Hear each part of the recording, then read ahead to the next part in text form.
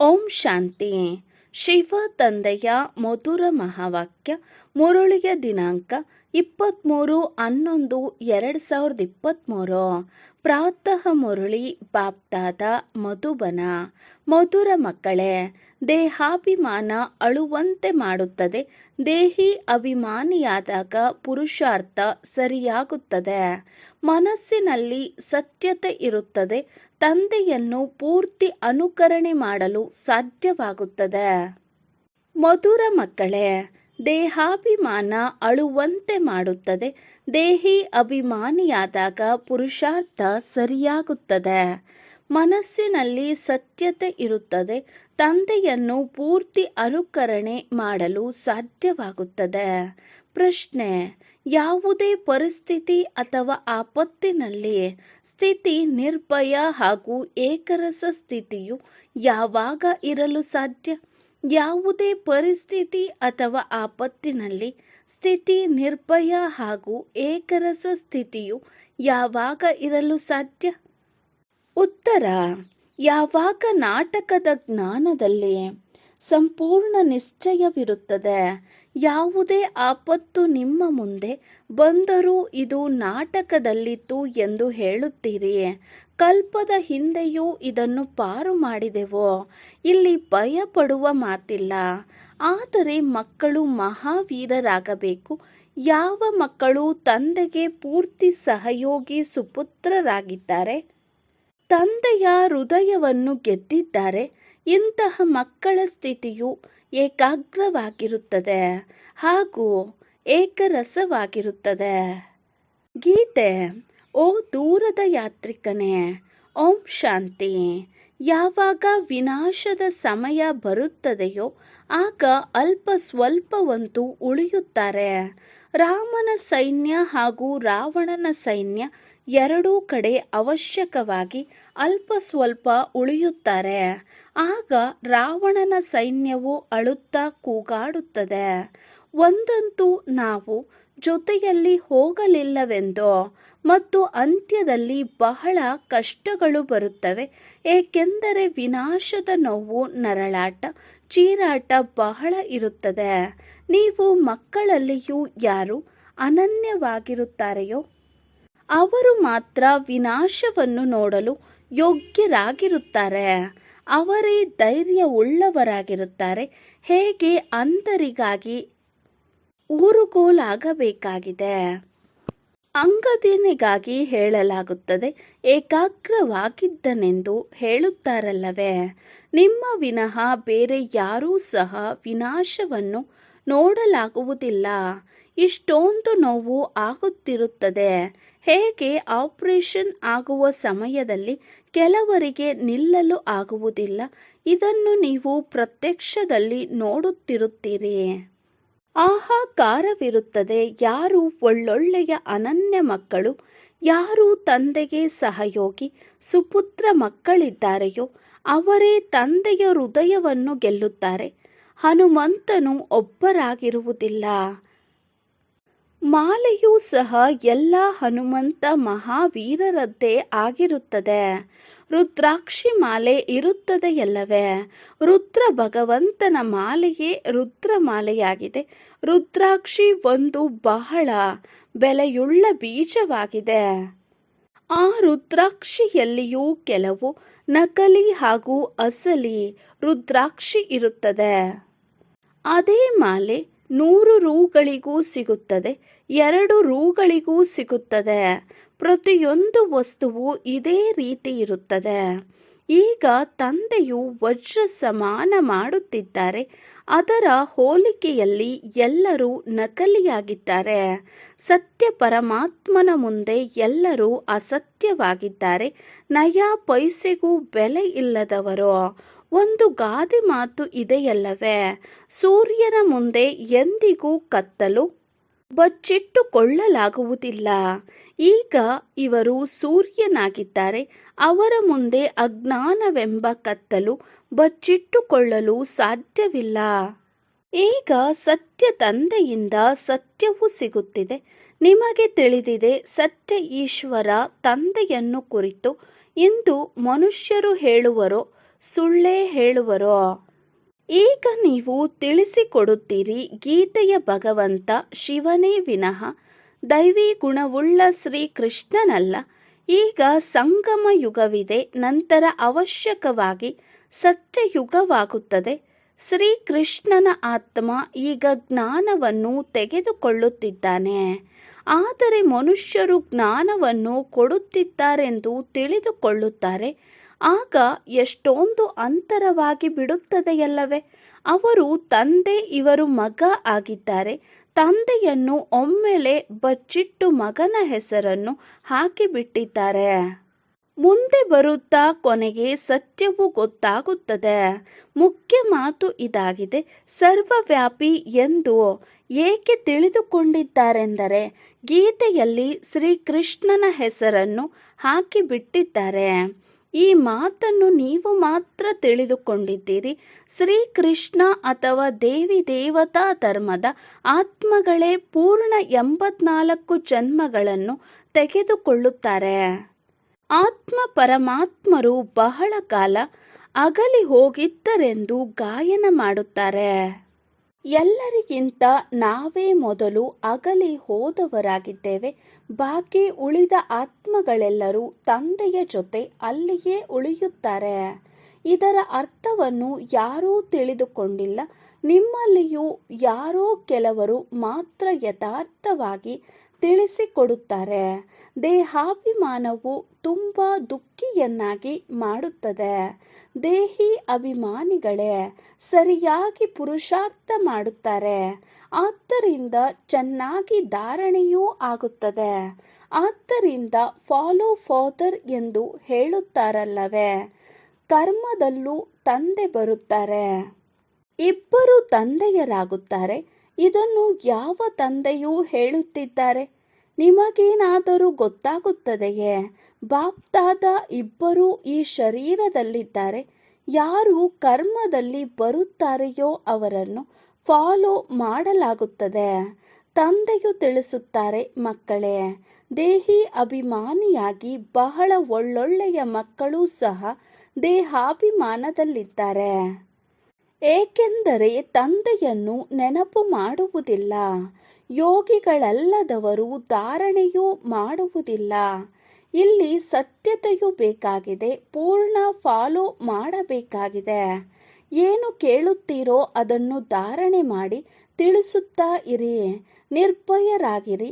ನಾಟಕದ ಮೇಲೆ ನಿಶ್ಚಯವಿರಲಿ. ಯಾವುದೇ ಆಪತ್ತು ಮೊದಲಾದವು ಬಂದಾಗ ಇದು ನಾಟಕದಲ್ಲಿ ನಿಗದಿಯಾಗಿತ್ತೆಂದು ತಿಳಿಯುತ್ತೀರಿ. ಅನೇಕ ಕಷ್ಟಗಳನ್ನಂತೂ ಪಾರು ಮಾಡಿದ್ದೀರಲ್ಲವೇ? ನೀವೆಲ್ಲರೂ ಮಹಾವೀರರಲ್ಲವೇ? ನಿಮ್ಮ ಹೆಸರು ಬಹಳ ಪ್ರಸಿದ್ಧವಾಗಿದೆ. ಅಷ್ಟರತ್ನಗಳು ಒಳ್ಳೆಯ ಮಹಾವೀರರಾಗಿದ್ದಾರೆ. 108 ಅವರಿಗಿಂತಲೂ ಕಡಿಮೆ, 16,000 ಅದಕ್ಕಿಂತಲೂ ಕಡಿಮೆ ಅವಶ್ಯಕವಾಗಿ ಆಗಬೇಕು.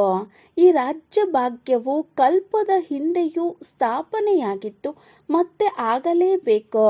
ಬಹಳಷ್ಟು ಆತ್ಮಗಳು ಸಂಶಯದಲ್ಲಿ ಬಂದುಬಿಟ್ಟು ವಿದ್ಯೆಯನ್ನು ಬಿಟ್ಟು ಬಿಡುತ್ತಾರೆ. ಒಂದು ವೇಳೆ ನಿಶ್ಚಯವಿದ್ದರೆ ಇಂತಹ ತಂದೆಗೆ ಯಾರಾದರೂ ವಿಚ್ಛೇದನ ಕೊಡುತ್ತಾರೆಯೇ? ಅವರಿಗೆ ಬಲವಂತವಾಗಿ ಜ್ಞಾನಾಮೃತವನ್ನು ಕುಡಿಸಲಾಗುತ್ತದೆ. ಆದರೂ ಕುಡಿಯುವುದಿಲ್ಲ. ಚಿಕ್ಕ ಮಕ್ಕಳಂತೂ ಇರುತ್ತಾರೆ. ತಂದೆಯು ಜ್ಞಾನದ ಹಾಲನ್ನು ಕುಡಿಸುತ್ತಾರೆ, ಆದರೂ ಕುಡಿಯುವುದಿಲ್ಲ. ಮುಖ ತಿರುಗಿಸಿಕೊಂಡು ಬಿಡುತ್ತಾರೆ. ಇನ್ನು ಕೆಟ್ಟವರಾಗಿಯೇ ಉಳಿದು ಬಿಡುತ್ತಾರೆ. ನಮಗೆ ತಾಯಿ ತಂದೆಯಿಂದ ಏನೂ ಬೇಕಾಗಿಲ್ಲ, ಶ್ರೀಮತದಂತೆ ನಡೆಯಲು ಆಗುವುದಿಲ್ಲ ಎಂದು ಹೇಳಿಬಿಡುತ್ತಾರೆ. ಹಾಗಾದರೆ ಶ್ರೇಷ್ಠರು ಹೇಗೆ ಆಗುತ್ತೀರಿ? ಇದು ಭಗವಂತನ ಶ್ರೀಮತವಾಗಿದೆ. ಈ ಒಂದು ಸ್ಲೋಗನ್ ಬರೆಯಬೇಕಾಗಿದೆ. ನಿರಾಕಾರ ಜ್ಞಾನಸಾಗರ ಪತಿತ ಪಾವನ ಭಗವಾನ್ ಶಿವಾಚಾರ್ಯ ವಾಚ. ಮಾತೆ ಸ್ವರ್ಗಕ್ಕೆ ದ್ವಾರ. ತಿಳಿದುಕೊಳ್ಳಲು ಬುದ್ಧಿಯಲ್ಲಿ ಇಂತಿಂತಹ ಪಾಯಿಂಟ್ಸ್ ಬರಬೇಕು. ವಿದ್ಯಾರ್ಥಿಗಳಲ್ಲಿಯೂ ಸಹ ನಂಬರ್ ವಾರ್ ಆಗಿ ಇರುತ್ತಾರೆ. ನಾಟಕದಲ್ಲಿ ಅವರವರ ಪಾತ್ರವನ್ನು ಅಭಿನಯಿಸುತ್ತಿದ್ದಾರೆ. ದುಃಖದಲ್ಲಿ ನಾವು ಅವರನ್ನು ನೆನಪು ಮಾಡುತ್ತೇವೆ. ದೂರ ದೇಶದಲ್ಲಿ ತಂದೆ ಇರುತ್ತಾರೆ, ಅವರನ್ನು ನಾವಾತ್ಮಗಳು ನೆನಪು ಮಾಡುತ್ತೇವೆ. ದುಃಖದಲ್ಲಿ ಎಲ್ಲರೂ ಸ್ಮರಣೆ ಮಾಡುತ್ತಾರೆ, ಸುಖದಲ್ಲಿ ಒಬ್ಬರೂ ಸ್ಮರಣೆ ಮಾಡುವುದಿಲ್ಲ. ಇದಂತೂ ದುಃಖದ ಪ್ರಪಂಚವಾಗಿದೆಯಲ್ಲವೇ? ಹೀಗೆ ತಿಳಿಸಿಕೊಡುವುದು ಬಹಳ ಸಹಜವಾಗಿದೆ. ಮೊಟ್ಟ ಮೊದಲಿಗೆ ಇದನ್ನು ತಿಳಿಸಿಕೊಡಬೇಕು. ತಂದೆಯು ಸ್ವರ್ಗ ಸ್ಥಾಪನೆ ಮಾಡುವವರಾಗಿದ್ದಾರೆ. ನಮಗೆ ಏಕೆ ಸ್ವರ್ಗದ ರಾಜ್ಯ ಭಾಗ್ಯ ಸಿಗುವುದಿಲ್ಲ? ಎಲ್ಲರೂ ಆಸ್ತಿಯನ್ನು ತೆಗೆದುಕೊಳ್ಳುವುದಿಲ್ಲವೆಂದು ಗೊತ್ತಿದೆ. ಎಲ್ಲರೂ ಸ್ವರ್ಗದಲ್ಲಿ ಬಂದು ಬಿಟ್ಟರೆ ನಂತರ ನರಕವೇ ಇರುವುದಿಲ್ಲ. ಆಗ ವೃದ್ಧಿ ಹೇಗೆ ಆಗುತ್ತದೆ? ಇದಂತೂ ಗಾಯನವಿದೆ. ಭಾರತ ಅವಿನಾಶಿ ಖಂಡ, ಅರ್ಥಾತ್ ಅವಿನಾಶಿ ತಂದೆಯ ಜನ್ಮಸ್ಥಾನವಾಗಿದೆ. ಭಾರತವೇ ಸ್ವರ್ಗವಾಗಿತ್ತು. ನಾವು ಇದನ್ನು ಖುಷಿಯಿಂದ ಹೇಳುತ್ತೇವೆ. 5000 ವರ್ಷಗಳ ಹಿಂದೆ ಸ್ವರ್ಗವಿತ್ತು. ಹಾಗೆಯೇ ಅದಕ್ಕೆ ತಕ್ಕಂತೆ ಸ್ವರ್ಗದ ಮಾಲೀಕರ ಚಿತ್ರವೂ ಇದೆಯಲ್ಲವೇ? ಹಾಗೂ ಕ್ರಿಸ್ತನಿಗಿಂತ 3000 ವರ್ಷಗಳ ಹಿಂದೆ ಭಾರತವು ಸ್ವರ್ಗವಾಗಿತ್ತೆಂದು ಹೇಳುತ್ತಾರೆ. ಅವಶ್ಯಕವಾಗಿ ಭಾರತದಲ್ಲಿ ಸೂರ್ಯವಂಶಿ, ಚಂದ್ರವಂಶೀಯರು ಇದ್ದರು. ಅವರ ಚಿತ್ರಗಳೂ ಇವೆ. ಎಷ್ಟು ಸಹಜವಾಗಿದೆ! ಬುದ್ಧಿಯಲ್ಲಿ ಈ ಜ್ಞಾನವು ಸುತ್ತುತ್ತಿರುತ್ತದೆ. ಬಾಬಾರವರ ಆತ್ಮದಲ್ಲಿ ಈ ಜ್ಞಾನವಿತ್ತು. ಆದ್ದರಿಂದ ನಾವು ಆತ್ಮಗಳಿಗೂ ಧಾರಣೆ ಮಾಡಿಸಿದರು. ಅವರು ಜ್ಞಾನಪೂರ್ಣರಾಗಿದ್ದಾರೆ. ಈ ಪ್ರಜಾಪಿತ ಬ್ರಹ್ಮನ ಮೂಲಕ ರಾಜಯೋಗವನ್ನು ಕಲಿಸುತ್ತಿದ್ದಾರೆ. ಅವರು ರಾಜರಿಗೂ ರಾಜರಾಗುತ್ತಾರೆ ಎಂದು ಹೇಳುತ್ತಲೂ ಇದ್ದಾರೆ. ಆಮೇಲೆ ಈ ಜ್ಞಾನವು ಪ್ರಾಯಲೋಪವಾಗಿ ಬಿಡುತ್ತದೆ. ಈಗ ಜ್ಞಾನ ಮತ್ತೆ ನಿಮಗೆ ಸಿಗುತ್ತಿದೆ ಅಂದಾಗ ಈಗ ನೀವು ಮಕ್ಕಳು ಚಾಲೆಂಜ್ ಮಾಡಬೇಕು. ಅದಕ್ಕಾಗಿ ಬಹಳ ಒಳ್ಳೆಯ ಫಸ್ಟ್ ಕ್ಲಾಸ್ ಬುದ್ಧಿಯೂ ಬೇಕು. ಬಾಬಾ ತನ್ನ ಬಳಿ ಎಂದೂ ಬೆಲೆಯುಳ್ಳ ವಸ್ತುಗಳನ್ನು ಇಟ್ಟುಕೊಳ್ಳುವುದಿಲ್ಲ. ಈ ಮನೆ ಮೊದಲಾದವುಗಳನ್ನು ಮಾಡಿರುವುದು ಮಕ್ಕಳ ಸಲುವಾಗಿ ಎಂದು ಹೇಳುತ್ತಾರೆ. ಇಲ್ಲವೆಂದರೆ ಮಕ್ಕಳು ಬಂದರೆ ಎಲ್ಲಿರುತ್ತಾರೆ? ಒಂದು ದಿನ ಎಲ್ಲ ಮನೆಗಳು ನಿಮ್ಮ ಕೈಗೆ ಬಂದು ಬಿಡುತ್ತವೆ. ಭಗವಂತನ ಮನೆಯಲ್ಲಿ ಭಕ್ತರ ಸಮೂಹವಂತೂ ಸೇರಲೇಬೇಕು. ಅವರಂತೂ ಬಹಳಷ್ಟು ಭಗವಂತರನ್ನು ಮಾಡಿಬಿಟ್ಟಿದ್ದಾರೆ. ವಾಸ್ತವದಲ್ಲಿ ಭಗವಂತ ಇವರೊಬ್ಬರೇ ಆಗಿದ್ದಾರೆ. ನಿಮಗೆ ಗೊತ್ತಿದೆ, ಅಂತ್ಯದಲ್ಲಿ ಎಷ್ಟೊಂದು ಜನ ಜಂಗುಳಿ ಇರುತ್ತಾರೆ. ಆದರೆ ಪ್ರಪಂಚದಲ್ಲಿ ಎಷ್ಟೊಂದು ಅಂಧಶ್ರದ್ಧೆ ಇದೆ. ಜಾತ್ರೆ ಮೊದಲಾದವುಗಳು ಆದಾಗ ಎಷ್ಟೊಂದು ಜನ ಸೇರುತ್ತಾರೆ. ಒಮ್ಮೊಮ್ಮೆ ಪರಸ್ಪರ ಜಗಳವೂ ಮಾಡಿಬಿಡುತ್ತಾರೆ. ಆ ಜನಸಂದಣಿಯಲ್ಲಿ ಎಷ್ಟೊಂದು ಜನ ಸತ್ತು ಹೋಗುತ್ತಾರೆ. ಬಹಳ ನಷ್ಟವಾಗಿ ಬಿಡುತ್ತದೆ. ಈ ಸ್ವದರ್ಶನ ಚಕ್ರವಂತೂ ಬಹಳ ಚೆನ್ನಾಗಿದೆ. ಸ್ಲೋಗನ್ ಸಹ ಅವಶ್ಯಕವಾಗಿ ಬರೆಯಬೇಕಾಗಿದೆ. ಅಂತ್ಯದಲ್ಲಿ ಮಾತೆಯರ ಮುಂದೆ ಎಲ್ಲರೂ ತಲೆಬಾಗಲೇಬೇಕು. ಶಕ್ತಿಯರ ಅಂತಹ ಚಿತ್ರ ಮಾಡುತ್ತಾರೆ. ತಂದೆಯು ಮಕ್ಕಳಿಗಾಗಿ ಜ್ಞಾನದ ಮದ್ದುಗುಂಡನ್ನು ಮಾಡಿಸುತ್ತಾರೆ. ಸಿದ್ಧ ಮಾಡಿ ಎಂದು ಹೇಳುತ್ತಾರೆ. ಅದಂತೂ ಸಹಜವಾಗಿದೆ. ಭಗವಂತನು ಭಕ್ತರು ನೆನಪು ಮಾಡುತ್ತಾರೆ. ಸಾಧು ಸಂತರು ಸಾಧನೆ ಮಾಡುತ್ತಾರೆ.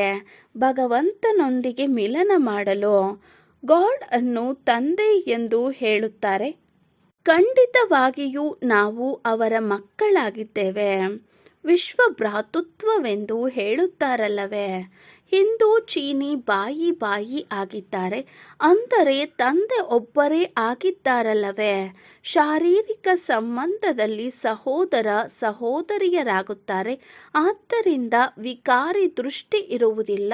ಇದು ಪವಿತ್ರವಾಗಿರಲು ಯುಕ್ತಿಯಾಗಿದೆ. ತಂದೆಯು ಹೇಳುತ್ತಾರೆ ಕಾಮ ಮಹಾಶತ್ರುವಾಗಿದೆ ಎಂದು. ಆದರೆ ಇದನ್ನು ಯಾರಾದರೂ ತಿಳಿದುಕೊಳ್ಳಬೇಕಲ್ಲವೇ? ಇಲ್ಲಿ ಮುಖ್ಯ ಮಾತು ಭಗವಂತ ಸರ್ವರಿಗೂ ತಂದೆಯಾಗಿದ್ದಾರೆ ಎಂಬುದಾಗಿದೆ. ತಂದೆಯು ಸ್ವರ್ಗ ಸ್ಥಾಪನೆ ಮಾಡುವುದರಿಂದ ಅವಶ್ಯವಾಗಿ ತಂದೆಯಿಂದ ಆಸ್ತಿ ಸಿಗಲೇಬೇಕು. ಆಸ್ತಿ ಇತ್ತು, ಆದರೆ ಈಗ ಕಳೆದುಕೊಂಡಿದ್ದೇವೆ. ಇದು ಸುಖ ದುಃಖದ ಆಟವಾಗಿದೆ. ಇದನ್ನು ಚೆನ್ನಾಗಿ ತಿಳಿದುಕೊಂಡು ತಿಳಿಸಿಕೊಡಬೇಕು. ಒಳ್ಳೆಯದು. ಮಧುರಾತಿ ಮಧುರ ಅಗಲಿ ಹೋಗಿ ಮರಳಿ ಸಿಕ್ಕಿರುವಂತಹ ಮಕ್ಕಳಿಗೆ ಪ್ರೀತಿಯ ಮಾತಾಪಿತಾ ಬಾಪ್ದಾದಾರವರ ನೆನಪು, ಪ್ರೀತಿ ಹಾಗೂ ಸುಪ್ರಭಾತ. ಆತ್ಮೀಯ ಮಕ್ಕಳಿಗೆ ಆತ್ಮೀಯ ತಂದೆಯ ನಮಸ್ತೆ. ನಾವು ಆತ್ಮೀಯ ಮಕ್ಕಳ ಆತ್ಮೀಯ ತಂದೆಗೆ ನಮಸ್ತೆ ನಮಸ್ತೆ ನಮಸ್ತೆ. ಧಾರಣೆಗಾಗಿ ಮುಖ್ಯ ಸಾರ. ಫಸ್ಟ್ ಪಾಯಿಂಟ್, ಸತ್ಯತೆಯನ್ನು ಧಾರಣೆ ಮಾಡಿ ತಂದೆಯ ಪ್ರತಿ ಕರ್ಮವನ್ನು ಅನುಸರಣೆ ಮಾಡಬೇಕು.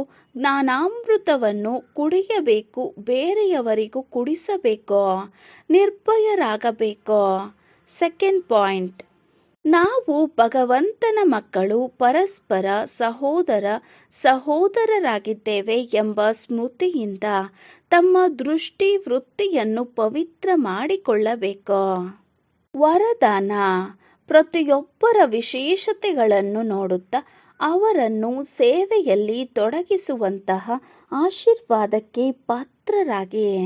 ಪ್ರತಿಯೊಬ್ಬರ ವಿಶೇಷತೆಗಳನ್ನು ನೋಡುತ್ತಾ ಅವರನ್ನು ಸೇವೆಯಲ್ಲಿ ತೊಡಗಿಸುವಂತಹ ಆಶೀರ್ವಾದಕ್ಕೆ ಪಾತ್ರರಾಗಿ. ವಿವರಣೆ: ಯಾವ ರೀತಿ ಬಾಪ್ದಾದಾರವರಿಗೆ ಪ್ರತಿಯೊಂದು ಮಗುವಿನ ವಿಶೇಷತೆಯ ಮೇಲೆ ಪ್ರೀತಿ ಇದೆ ಮತ್ತು ಪ್ರತಿಯೊಬ್ಬರಲ್ಲೂ ಯಾವುದಾದರೂ ಒಂದು ವಿಶೇಷತೆ ಇದೆ, ಆದ್ದರಿಂದ ಎಲ್ಲರೊಂದಿಗೆ ಪ್ರೀತಿ ಇದೆ. ಅದೇ ರೀತಿ ನೀವು ಸಹ ಪ್ರತಿಯೊಬ್ಬರಲ್ಲಿ ವಿಶೇಷತೆಗಳನ್ನೇ ನೋಡಿ ಹೇಗೆ ಹಂಸ ರತ್ನಗಳನ್ನೇ ಆರಿಸುತ್ತದೆ, ಕಲ್ಲುಗಳನ್ನು ಬಿಡುತ್ತದೆ, ಅದೇ ರೀತಿ ನೀವು ಹೋಲಿ ಹಂಸಗಳಾಗಿರುವಿರಿ. ನಿಮ್ಮ ಕೆಲಸವೇ ಆಗಿದೆ ಪ್ರತಿಯೊಬ್ಬರಲ್ಲಿ ವಿಶೇಷತೆಯನ್ನು ನೋಡುವುದು ಮತ್ತು ಅವರ ವಿಶೇಷತೆಗಳನ್ನು ಸೇವೆಯಲ್ಲಿ ತೊಡಗಿಸುವುದು. ಅವರನ್ನು ವಿಶೇಷತೆಗಳ ಉಮ್ಮಂಗದಲ್ಲಿ ತಂದು ಅವರ ಮೂಲಕ ಅವರ ವಿಶೇಷತೆಯನ್ನು ಸೇವೆಯಲ್ಲಿ ತೊಡಗಿಸಿದರೆ ಅವರಿಂದ ಆಶೀರ್ವಾದ ನಿಮಗೆ ಸಿಗುವುದು ಮತ್ತು ಅವರು ಏನು ಸೇವೆ ಮಾಡುತ್ತಾರೆ ಅದರ ಒಂದು ಭಾಗ ಸಹ ನಿಮಗೆ ಸಿಗುವುದು. ಸ್ಲೋಗನ್: ಬಾಪ್ದಾದಾರವರ ಜೊತೆ ಈ ರೀತಿ ಕಂಬೈನ್ಡ್ ಆಗಿರಿ. ಹೇಗೆ ನಿಮ್ಮ ಮೂಲಕ ಅನ್ಯರಿಗೆ ತಂದೆಯ ನೆನಪು ಬರಬೇಕು. ಬಾಪ್ದಾದಾರವರ ಜೊತೆ ಈ ರೀತಿ ಕಂಬೈನ್ಡ್ ಆಗಿರಿ. ಹೇಗೆ ನಿಮ್ಮ ಮೂಲಕ ಅನ್ಯರಿಗೆ ತಂದೆಯ ನೆನಪು ಬರಬೇಕು. ಮಾತೇಶ್ವರಿಜಿಯವರ ಮಧುರ ಮಹಾವಾಕ್ಯ: ತಮೋಗುಣಿ ಮಾಯೆಯ ವಿಸ್ತಾರ. ಸತೋಗುಣಿ, ರಜೋಗುಣಿ, ತಮೋಗುಣಿ ಈ ಮೂರು ಶಬ್ದ ಹೇಳುತ್ತಾರೆ. ಇದನ್ನು ಯಥಾರ್ಥವಾಗಿ ತಿಳಿಯುವುದು ಅವಶ್ಯಕವಾಗಿದೆ. ಮನುಷ್ಯರು ತಿಳಿಯುತ್ತಾರೆ ಈ ಮೂರೂ ಗುಣ ಒಟ್ಟಿಗೆ ನಡೆಯುತ್ತಿರುತ್ತದೆ ಎಂದು. ಆದರೆ ವಿವೇಕ ಏನು ಹೇಳುವುದು? ಏನು ಈ ಮೂರೂ ಗುಣ ಒಟ್ಟಿಗೆ ನಡೆದು ಬರುವುದಾ, ಅಥವಾ ಮೂರು ಗುಣಗಳ ಪಾತ್ರ ಬೇರೆ ಬೇರೆ ಯುಗಗಳಲ್ಲಿ ಇರುವುದಾ? ವಿವೇಕವಂತೂ ಹೀಗೆ ಹೇಳುವುದು: ಈ ಮೂರೂ ಗುಣ ಒಟ್ಟಿಗೆ ನಡೆಯುವುದಿಲ್ಲ. ಯಾವಾಗ ಸತ್ಯಯುಗವಿದ್ದಾಗ ತಮೋಗುಣ ಇರುವುದಿಲ್ಲ, ದ್ವಾಪರ ಯುಗದಲ್ಲಿ ರಜೋಗುಣ ಇರುವುದು ಮತ್ತು ಕಲಿಯುಗದಲ್ಲಿ ತಮೋಗುಣ ಇರುವುದು. ಯಾವಾಗ ಸತೋ ಇರುವುದು ಆಗ ರಜೋ ತಮೋ ಇರುವುದಿಲ್ಲ. ಯಾವಾಗ ರಜೋ ಇರುವುದು ಆಗ ಸತೋಗುಣ ಇರುವುದಿಲ್ಲ. ಈ ಮನುಷ್ಯರಂತೂ ಹೀಗೆಯೇ ತಿಳಿದು ಕುಳಿತಿದ್ದಾರೆ ಈ ಮೂರೂ ಗುಣ ಒಟ್ಟೊಟ್ಟಿಗೆ ನಡೆಯುತ್ತಾ ಬರುವುದು ಎಂದು. ಈ ಮಾತು ಹೇಳುವುದು ಸೀದಾ ತಪ್ಪಾಗಿದೆ. ಅವರು ತಿಳಿಯುತ್ತಾರೆ ಯಾವಾಗ ಮನುಷ್ಯರು ಸತ್ಯ ಹೇಳುತ್ತಾರೆ, ಪಾಪಕರ್ಮ ಮಾಡುವುದಿಲ್ಲ, ಆಗ ಅವರು ಸತೋಗುಣಿ ಆಗಿರುತ್ತಾರೆ. ಆದರೆ ವಿವೇಕ ಹೇಳುತ್ತದೆ ಯಾವಾಗ ನಾವು ಹೇಳುತ್ತೇವೆ ಸತೋಗುಣ ಆದವರು. ಈ ಸತೋಗುಣದ ಅರ್ಥವಾಗಿದೆ. ಸಂಪೂರ್ಣ ಸುಖ ಅಂದರೆ ಇಡೀ ಸೃಷ್ಟಿ ಸತೋಗುಣಿಯಾಗಿದೆ. ಬಾಕಿ ಹೀಗೆ ಹೇಳಲಾಗುವುದಿಲ್ಲ. ಯಾರು ಸತ್ಯ ಹೇಳುತ್ತಾರೆ ಅವರು ಸತೋಗುಣಿಯಾಗಿದ್ದಾರೆ ಮತ್ತು ಯಾರು ಸುಳ್ಳು ಹೇಳುತ್ತಾರೆ ಅವರು ಕಲಿಯುಗಿ ತಮೋಗುಣಿಯಾಗಿದ್ದಾರೆ. ಹೀಗೆ ಪ್ರಪಂಚ ನಡೆಯುತ್ತಿರುತ್ತದೆ. ಈಗ ನಾವು ಯಾವಾಗ ಸತ್ಯಯುಗ ಎಂದು ಹೇಳುತ್ತೇವೆ ಆಗ ಅದರ ಅರ್ಥವಾಗಿದೆ ಇಡೀ ಸೃಷ್ಟಿಯ ಮೇಲೆ ಸತೋಗುಣ ಸತೋ ಪ್ರಧಾನವಿರಬೇಕು. ಯಾವುದೋ ಸಮಯದಲ್ಲಿ ಇಂತಹ ಸತ್ಯಯುಗ ಇತ್ತೋ ಎಲ್ಲಿ ಇಡೀ ಸಂಸಾರ ಸತೋಗುಣಿಯಾಗಿತ್ತು. ಈಗ ಆ ಸತ್ಯಯುಗ ಇಲ್ಲ. ಈಗ ಇದೇ ಕಲಿಯುಗಿ ಪ್ರಪಂಚ ತಿಳಿಯಿರಿ. ಇಡೀ ಸೃಷ್ಟಿಯ ಮೇಲೆ ತಮೋ ಪ್ರಧಾನತೆಯ ರಾಜ್ಯವಿದೆ. ಈ ತಮೋಗುಣಿ ಸಮಯದಲ್ಲಿ ಮತ್ತೆ ಸತೋಗುಣಿ ಎಲ್ಲಿಂದ ಬಂತು? ಈಗ ಇದೇ ಘೋರ ಅಂಧಕಾರ ಯಾವುದಕ್ಕೆ ಬ್ರಹ್ಮನ ರಾತ್ರಿ ಎಂದು ಹೇಳುತ್ತಾರೆ. ಬ್ರಹ್ಮನ ದಿನವಾಗಿದೆ ಸತ್ಯಯುಗ ಮತ್ತು ಬ್ರಹ್ಮನ ರಾತ್ರಿಯಾಗಿದೆ ಕಲಿಯುಗ. ಅಂದರೆ ನಾವು ಎರಡನ್ನೂ ಸೇರಿಸಲು ಸಾಧ್ಯವಿಲ್ಲ. ಒಳ್ಳೆಯದು. ಓಂ ಶಾಂತಿ.